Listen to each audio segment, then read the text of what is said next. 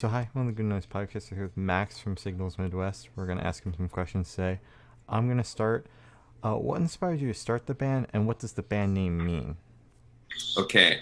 Um, what inspired me to start the band, I think this particular band, was that I had played in a ska band in high school, and that was my introduction to playing shows and booking shows and making posters and making a lot of friends and the same way that anybody finds themselves in a music scene. It was like a very exciting, like, you know, discovery phase. I think I was 14 when we played our first show. Hmm. It was a Relay for Life event at my high school in Cleveland, um, and then we played like an elementary school arts festival the next day, and that was pretty funny. Um, so I did that, and that was my introduction to playing shows. And then that band lasted for 4 or 5 years, and I listened to a lot of ska. And then I discovered Against Me, who was like my friend Sam and his sister showed me that band. So Sam will come back later in the story. He's important. Um, Hmm. so Sam showed me the band Against Me, and then I started booking shows and just playing shows with random other bands in Cleveland. And one of those bands is a band called the Sidekicks, who are one of my favorite bands of all time. Mhm. And they lived on the west side of Cleveland. I lived on the east side, but I would book them on shows, and they would have me come play stuff at their house. They helped run a DIY house called the Soggy Dog House, where bands would come and play. So I started going to shows there, and then summer after my freshman year of college, they had a guitar player who couldn't go on a tour, so they asked me to go. And that was my first tour I did when I was 18, playing in that band. Wow. And then on that tour, it was a really eye-opening experience, and they were like showing me all this great music in the van, bands like the Weaker Thans and the Avett Brothers, and like not even like punk stuff, just like other bands that I would later fall in love with. So I came home from that 2 week tour having like had my world totally like expanded in a pretty magical way. And I was like, okay, well, my band's all split up at different colleges. I kind of want to do something else. And I just wanted to start writing different kinds of songs. And when you're in a ska band, like it's kind of tough because you play like one style of music, and like I mean the band name was the Ska-tastrophes, so we were a ska band. Yeah. Yeah, you're kind of Uh, locked in. yeah, so I was starting to write some different kinds of songs, and not having to throw in upstrokes and horn parts on everything was a pretty freeing realization when I started to write different stuff. Um, so one of the members from that band, my friend Lauren, he and I decided to do something different, and he had a friend at college whose boyfriend was a drummer. We went over and met him, and his name was Steve, and he was a couple years older than us, and he had a lot of tattoos. And I remember that the lights were all off in his house, Hmm. and it was really intimidating.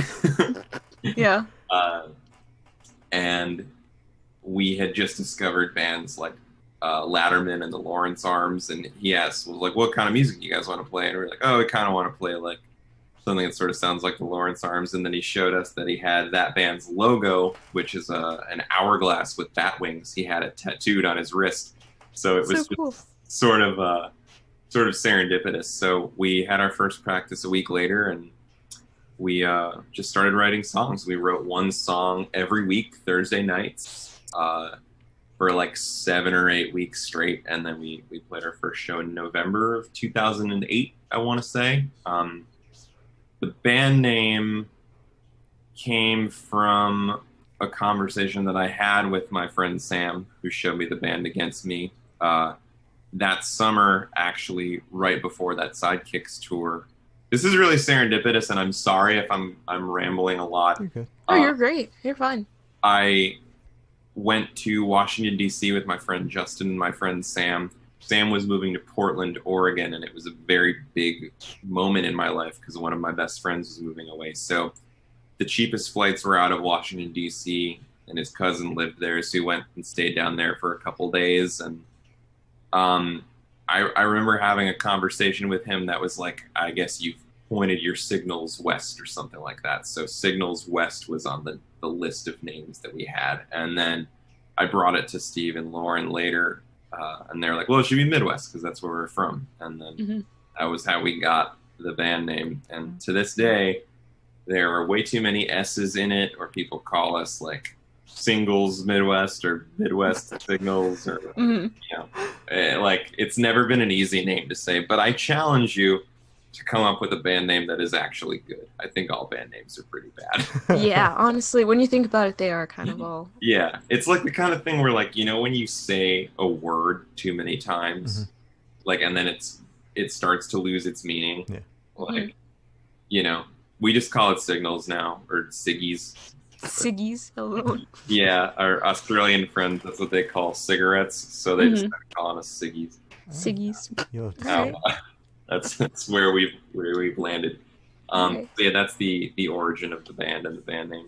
Very cool. You said that you had like a list of band names. Do you remember any of them that didn't make the cut? Well, a lot of bands we liked were named after apartment buildings.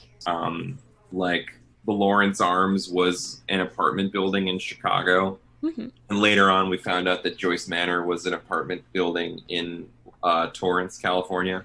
What? So I think we took that idea, and I lived in an apartment. The building was named the Dolero for a while, and we played around with the name Dolero for a minute, but then it was too similar to the band Lucero, and it just sort of didn't fit us. And then we had a lot of really bad names. I think chiaroscuro was one, which is like a style of shading, like drawing or something like that.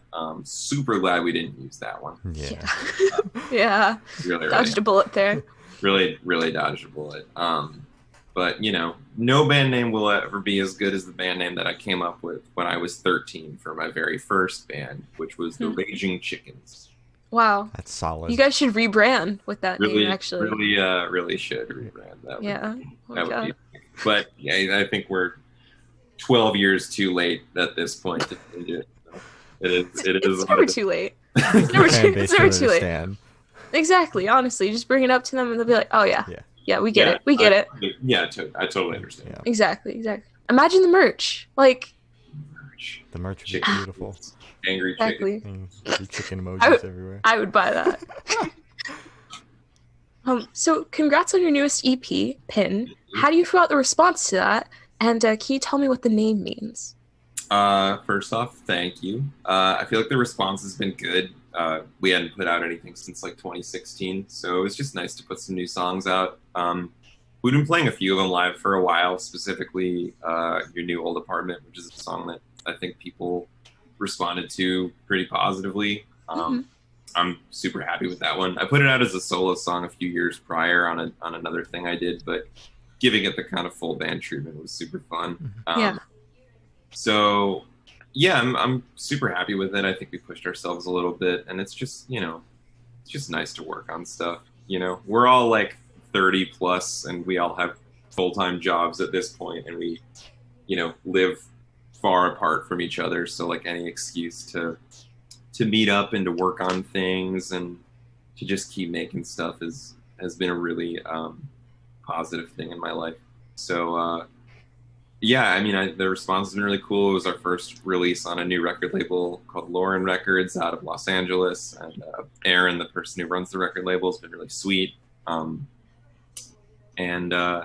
really nice and communicative and helpful with things. So yeah, it's been really positive. And you know, I mean, I don't really have any, like, I guess, like, standard metrics of success. Like, none of us are trying to make this our jobs, or like, you know, none of us are trying to be in a van, you know, 3, 4, 5 months a year like we were for a year or two.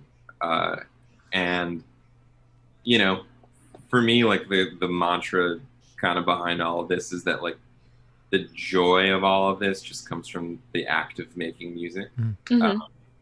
and like that's the part that I try to remind myself, like whenever we're practicing or recording or playing a show, it's just like, you know, this is not about like getting to the next level of something. Like you should be enjoying exactly what you're doing right there and then. Mhm. So I think it was the first time that I was really trying to approach a project with that in mind. Whereas with all the other stuff, it was all about like, oh, we got to make this record so we can go on this tour, so we can meet these people to get to the next level of something. And it just sort of kind of becomes a thing where you're chasing your own tail. And, you know, I feel like we were able to escape that this time.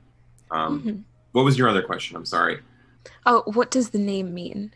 Oh, the name. Mhm. So the name's funny because when we were making it's technically our second full-length record, but it was our first one to get released on vinyl, and the only one we still play songs from. It was we made Latitudes and Longitudes in 2011, and the engineer, his name was Adam Wagner, and we were tossing around names for it. We settled on Latitudes and Longitudes. It comes from a Henry David Thoreau quote, who I liked at the time, and now I kind of see as kind of an arduous character, Mhm. considering that his family did his laundry, and he was just like a rich kid who was like, I don't want to work, I want to go live on a lake. But Mhm. you know, Walden's a pretty good book, so fine. But Adam suggested that we name the record Pin, and I was like, that's interesting. And then I filed it away, and we didn't use it for 8 or 9 years. Wow. So Wait, so it's from all the way back Yeah. then? it's from all the way in the beginning of the band. Wow. Yeah, I just liked it, and I thought it was a cool word. And you know, I think what I liked about it is that like a lot of the stuff on that record deals with duality, Mm.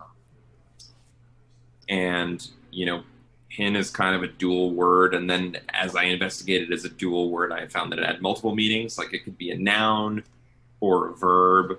You know, it can be like a physical action, or it can be like, I don't know, like pinning something to a timeline, for instance, Mhm.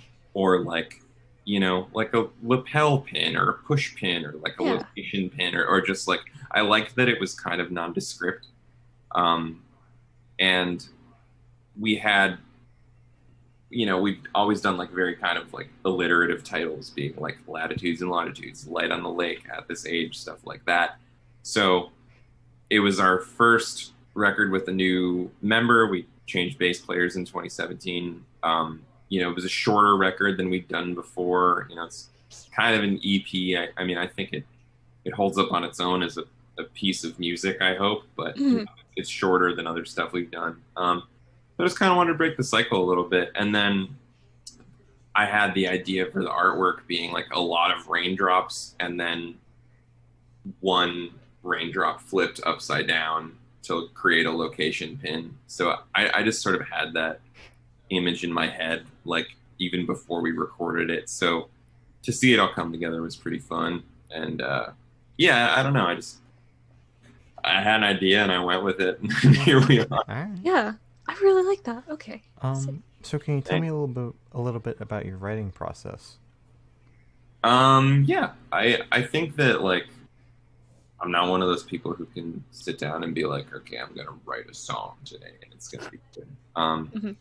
What I have found, and this is a sentiment that a lot of my like friends and peers and favorite writers all share, is that like that stuff just like it hits you at really strange times, you know? Like it, for me, it's about like taking notes and just kind of being aware of things, or like, you know, if a friend says something in conversation where like you think it's a cool phrase, you might like put it in your notes app or scribble it down real quick. Or you know, I usually get like one little seed of like a melody and a lyric that all kind of comes together, and I can sort of hear a chord behind it. And then when I actually have to write the rest out, it's always done like holding a guitar in one hand and then having like, you know, a notepad right here where like I'm strumming and I'm writing and I'm strumming. So it all kind of like happens at the same time. So that way I tried, you know, not to end up in a space where like I write a bunch of lyrics, but I can't make them fit in a certain meter or rhythm or something like that. And there's a lot of, revising, or like once I get a cadence down, because I know I need a second verse, I can start writing without the guitar and be like, okay, well, that's the correct amount of syllables or whatever. But usually just like I'm like in line at the bank, and then something like sort of falls out and hits me on the head, and I'm like, oh, okay, I guess that's a song. Yeah. Wow. Okay. All right. Solid. So on the EP, you have a collab with Sincere Engineer. Yeah. How did that happen, and what was the process like? The whole band's just friends of ours. All right. The drummer of that band, Adam Beck, is one of my best friends. And we met him when we made At This Age in 2015 in Chicago, and he and I just got really tight. And we started working on other music together almost immediately after that. So we were playing shows we played one show with Deanna when she was just playing solo in Chicago, I think in like, I want to say like early 2017, I want to say. It was before they had even played a full band show. And we just got to be buds, and I was like, this person's fucking awesome, and they write really, really good songs. And Adam was like, oh yeah, I'm going to be in the full band version of that.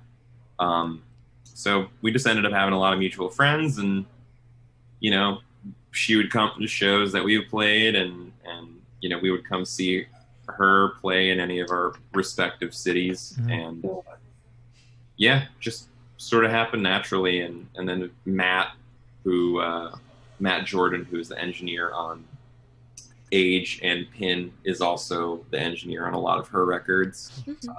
I think all of them, actually. So he was like, oh yeah, I think Deanna would sound good on a harmony here.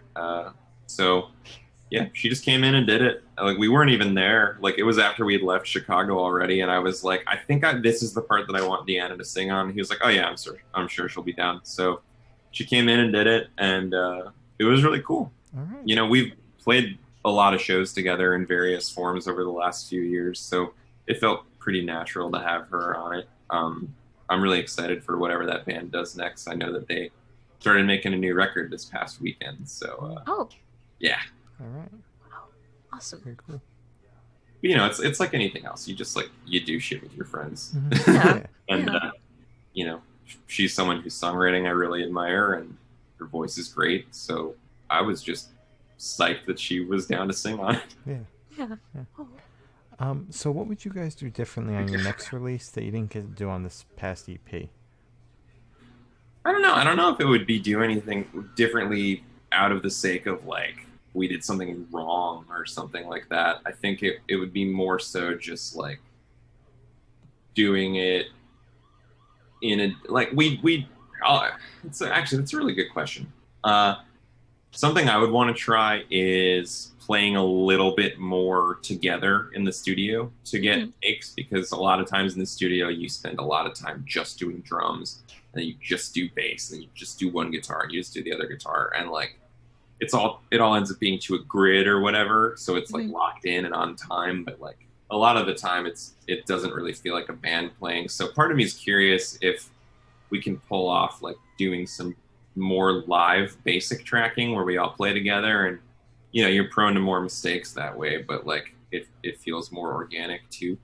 So I'm interested in that. And I've also hit a point where like I kind of like being produced, in the sense that like I want whoever we're working with and whoever is recording us to like say, hey, I think that second verse sucks, and I think you should just skip it and go to the bridge, and like then you should do this part for half as long. And like I like when people have like visions of that stuff, and like whoever we're working with, I want them to be like invested in it versus just like documenting what the four of us are doing. And to Adam and Matt's credit, on the last two things we've done, they've done a really good job of that too. So, whatever we do next, I just think it's nice to like push ourselves and question ourselves and like try things, and, not just do the old way of making records, which was just like, okay, well, we got 10 songs. Let's go try to play them and not screw up in the studio. Like I like the recording process so much more than I ever did before. So I don't know. I like being pushed and kind of being challenged, and seeing what comes out of that. Yeah. Okay. All right. So, what bands influence your music? Whether that be like how you produce or just like artists that you can hear. Just. It's a good question. I mean, it's changed a lot over the years. Yeah. When we first started playing, like the Sidekicks were and still are like my favorite band. So I just did a really bad version of what I thought their record So Long Soggy Dog sounded like. Great record, 2007, strongly recommended. Against Me again was a huge one. The stretch of like reinventing Axl Rose, and then As the Eternal Cowboy, and then Searching for a Form of Clarity, specifically like 2002 to 2005 era Against Me was like a huge one for me. And then we got really into bands like Latterman and the Lawrence Arms. Jeff, our guitar player, introduced me to bands like Braid and Small Brown Bike, who were kind of like Midwestern emo bands that wrote some more complicated songs and did interesting things with time signatures and things like that. That kind of got me out of the pop punk world. But then I think really started to appreciate more classic style songwriters. Big one for me was obviously the Weaker Thans and John K. Samson. That was a revelation when I first started hearing those records. I had a really deep phase with the band Avett Brothers. I can't say I've liked anything they've done in the last 10 years, but there was a few records, I think like Four Thieves Gone, Emotionalism, Mignonette, and a few others that were just like, they're like country records, but they're kind of punk in their own way. Like there were like off notes here and there, and just like really honest, raucous songwriting and great harmonies, and that influenced me a lot. All the Jeff Rosenstock stuff has been huge. He's just hyper literal and manic and like just so DIY and fun and honest, and he's definitely been kind of a true north for me in terms of like watching how people operate. There are a lot of bands I really love. My friend Matt plays a band called the Gun Shy in Chicago. He's in his 40s now, and he's just been at it for forever. And he's an example that I look at of like how to lead a life and be musical and stay busy and feel whole and happy. So I took a lot from him for sure. Bear vs. Shark from Michigan, that's a big one. And I mean, just all the friends bands that we toured with over the years, bands like Dikembe and Restorations and stuff like that. I could get into just naming all of my friends' my favorite friends bands here. But those were the big ones for me. And now I find myself going back to like, I've been in a really deep Tom Petty phase for the last year or two. Really obsessed with Jason Molina and Songs Ohia, Magnolia Electric Company, and his way of operating.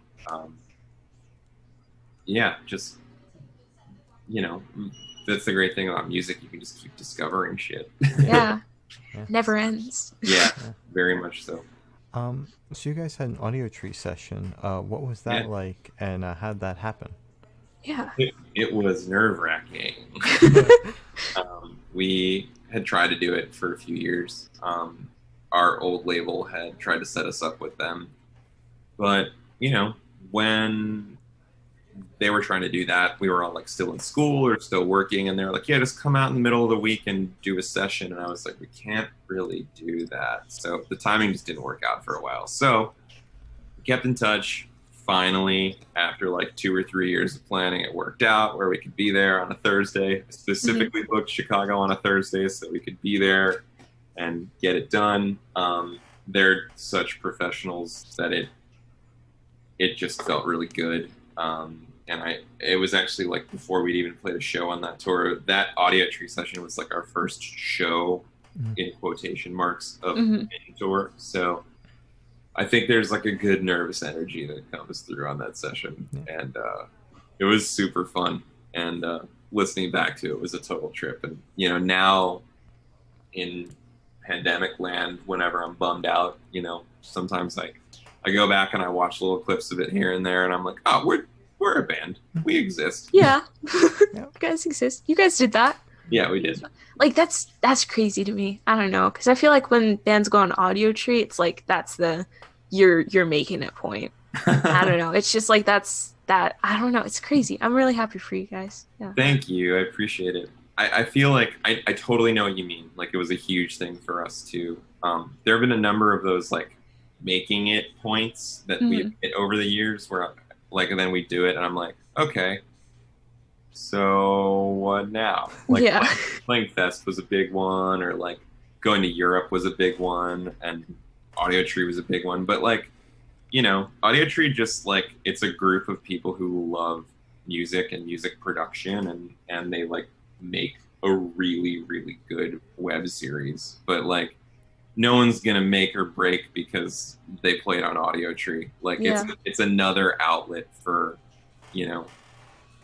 I guess people to support bands, and like their model of splitting profits with artists is really strong, and like they give you this product for free, this like high quality, beautifully edited, beautifully recorded video of yourself playing, and like that to me is just, I'm so stoked to look back at that when I'm like 70 years old and be like, I did that. And, Yeah. I needed a haircut. Oh. So, do you guys have any projects in the works? Like, Yeah, we're starting to work on songs. okay. It's hard considering that like we can't really plan much, but we're gonna meet up next week for the first time in 5 months or so, and everyone's isolating pretty hard, and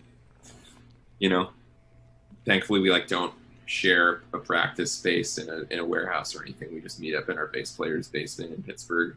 Yeah. So yeah, I've got a few new songs that I like made demos of and just kind of kicked around to everybody. So usually I come up with an idea and maybe I'll demo it out with like fake drums or something like that. But when we run it through the machine of the band, it usually changes quite a bit. All right. Yeah, that's exciting. Like Yeah. just to, I don't know what it'll be yet. It might just be like a 7-inch or something like that. I really want to do a zine. Like I think zines are really cool, and we've never done one before. And I feel like in lieu of playing shows, people have to find other ways to connect with the folks that listen to their music. So I feel like doing a zine and like including some photos or writings, or maybe even asking other people for contributions to just see if they wanted to be part of it is sort of fun to me. So maybe we'll do something like that. I don't know. Yeah. All right. Live music is dead for the foreseeable future, and it's a total nightmare. And I know all of us are just like aching to get back to doing that. But in the meantime, we'll think of other ways to sustain our creative impulses for the time being. Yeah. All right. I'm so excited. Okay. So, Sorry. Yeah. It's awesome. It's great. I love it. yeah, where do you guys see the band in the next 5 years? Honestly, dude, like if we're still just doing this, like I'm happy. Mhm. We're hitting a point where like, I really struggled against it and fought hard against it for a few years, where like the rest of the band was like really trying to start their lives. Like there comes a point around like your late 20s when you're like, okay, I'm either gonna like be in a band and like work seasonal jobs or like temp gigs, and just like go for this as hard as I can, or I'm gonna take a step back and try to like solidify some other things in my life. And I leaned really hard in the first direction, and everybody else kind of leaned hard in the other direction. And for a while, it was really hard for me. I think it was actually a big reason why I moved out of Cleveland to go to Philadelphia and just kind of get some distance from it.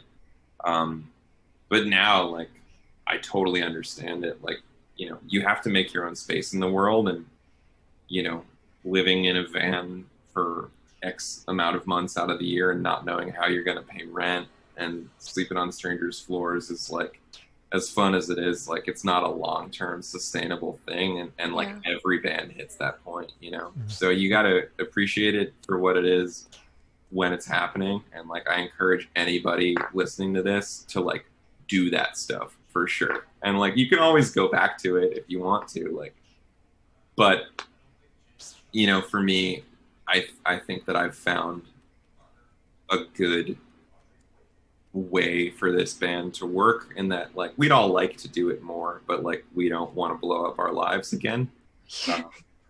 So if we just keep meeting up, playing shows, making records, touring when we can, like, I think that our success, it looks like this. Like, success looks like just continuing to do it, because so many bands break up for one reason or another. They hate each other, or they didn't get famous, or some shit like that. And for us, it's like, just getting to do it is like kind of the victory. Yeah.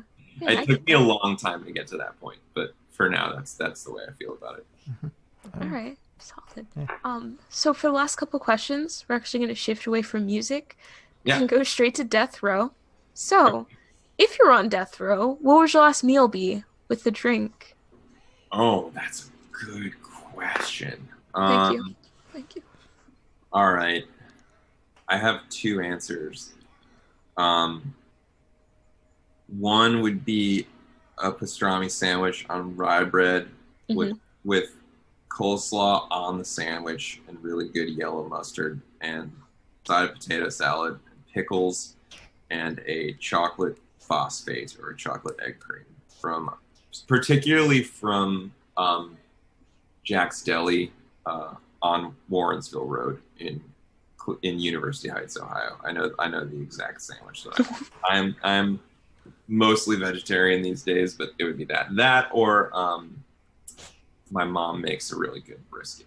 It's like it's the best. So that would probably be. But it would be weird if your mom cooked you a death row meal. Yeah. A little, yeah, So, just a little. okay, Yeah. sorry. Pretty dark. But yeah, definitely chocolate egg cream, chocolate phosphate, chocolate milkshake. I got a Mhm. pretty big soft spot for those. All right. Yeah. With the sandwich, you unlocked like a memory that I forgot I had with those sandwiches. Bro, all right, thank you for that. Wow. So if you could live in one fictional world for a week, where would you live? A fictional world hmm from like a movie or TV show or something. Yeah, like comic book, game, anything really. Mm. Great question. I feel like I would want to live in.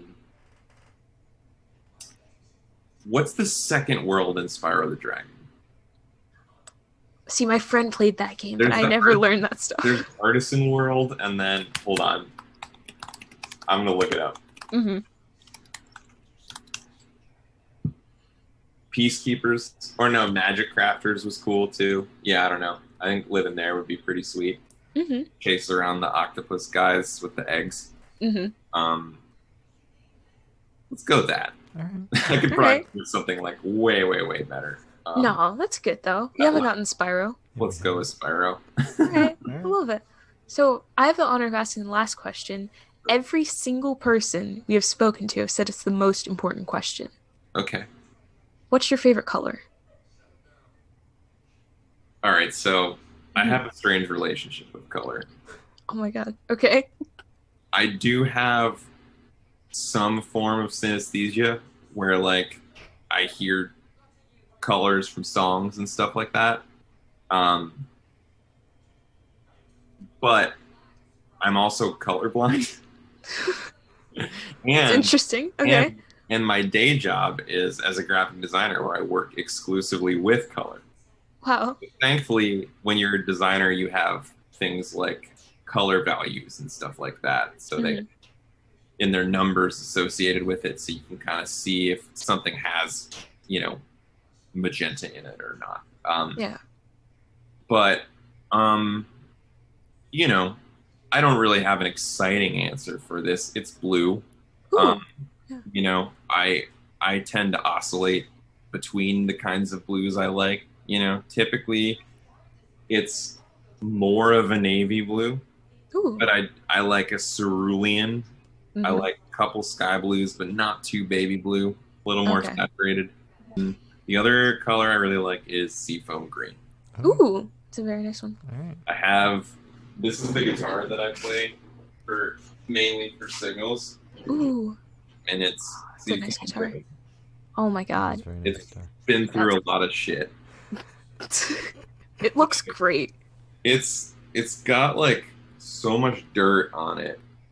Like you can, and like a lot of stickers and like you know a lot of yeah, you can't see shit. There's a lot of stickers on it and shit. But yeah, that's my other favorite color. All right. Mhm. Um, Good color choices. yeah. Well, as Glory Well, thank you. as Glory said, that's all the questions we have today. Is there anything you would like to plug? I have a solo record coming out. I put out a single for it last week. It's called Impossible Sum. Single's called Born at the End of a Year. It's similar to stuff that I've done with Signals in the sense that I think the lyric writing is kind of the same, but it's very much influenced by stuff like Tom Petty and Neil Young and things like that. Adam, who plays drums in Sincere Engineer, played drums on the record and keyboards and stuff and produced it. And I'm super proud of it. Comes out September 25th on Lauren Records. You can pre-order it now if you would like to. And other than that, that's all I got. I hope everyone wears masks when they leave the house and washes their hands and calls their friends and drinks water and exercises and, you know, votes fascists out of power. And that's all I have to say for now. Hell yeah. Bro, yeah, let's go. Yeah. Well, thank you for sitting down with us. Yeah, thank you both so much. Send me a link whenever stuff comes out. I'll happily share it. And, you know, keep in touch when the world is back up and running and hopefully we're playing shows and stuff again. Obviously, I'd love to meet either of you in person. Oh. So, you know, look forward to talking in real life one day. Hell yeah. Yeah, that'd be sick. So this has been Max from Signals Midwest, and we're the Good Noise Podcast.